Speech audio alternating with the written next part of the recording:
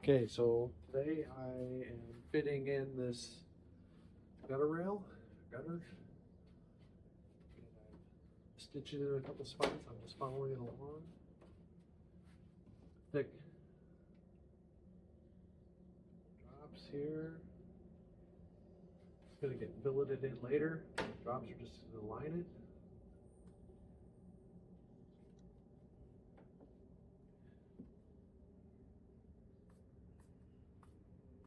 Stuff set it instantly.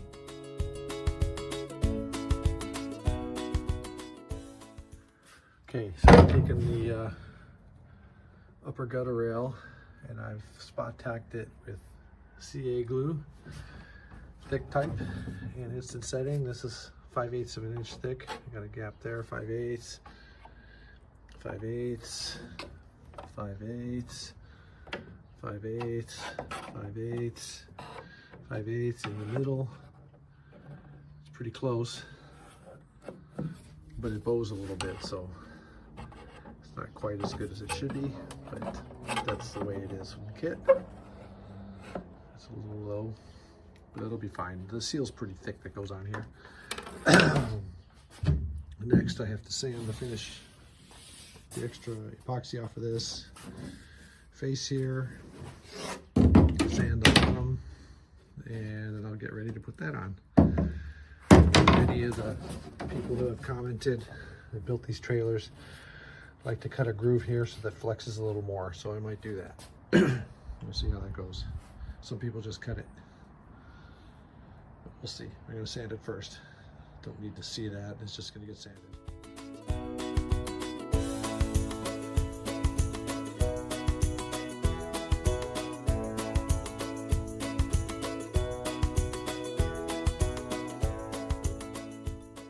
Okay, so I went ahead and used the oscillating tool and just kind of notched about halfway through these, and it lets these flex a little bit.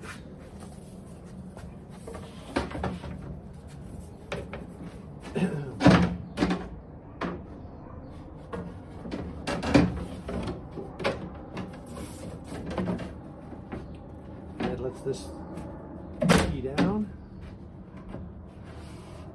And this pretty much goes straight in here. Gets the curve it needs. I'm going to have to trim a little here because it's tight. Same on the other side. So basically in the middle of here, I need to shave it a little bit.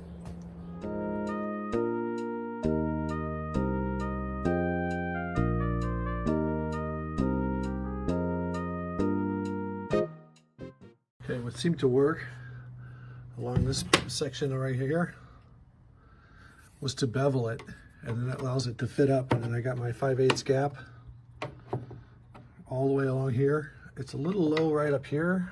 I don't know how that's going to work out. I guess we'll have to put a little thicker piece of foam in the hatch area, but that's the way it is. And I sanded a little bit too much here.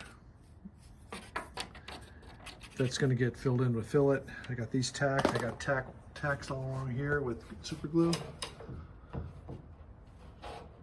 So I'm just going to hold this down and hit it with the hardener. Okay, I've got the gutter rail glued in all the way around with crazy glue.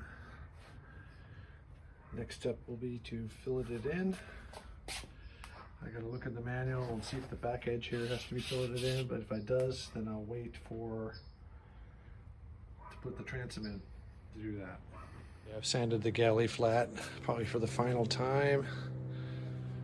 I'm going to coat that with epoxy. Get epoxy into all the seams, and then I'll fillet it. Okay.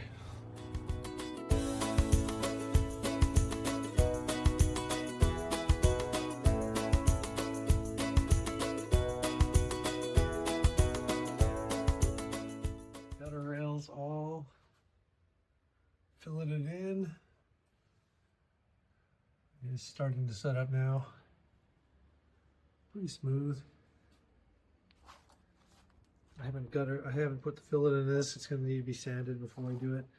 I drilled out the wire holes for the transom, the back panel.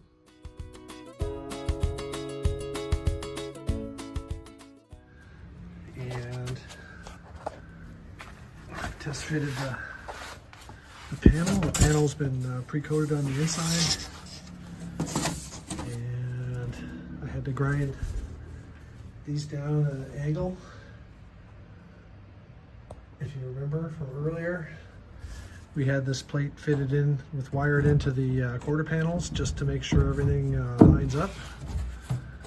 And so I didn't modify the panel where it mates to the quarter panels or to the galley flat. This will get stitched in right along here. This will get stitched in right along here. Kind of hard to do it one-handed with holding the phone, but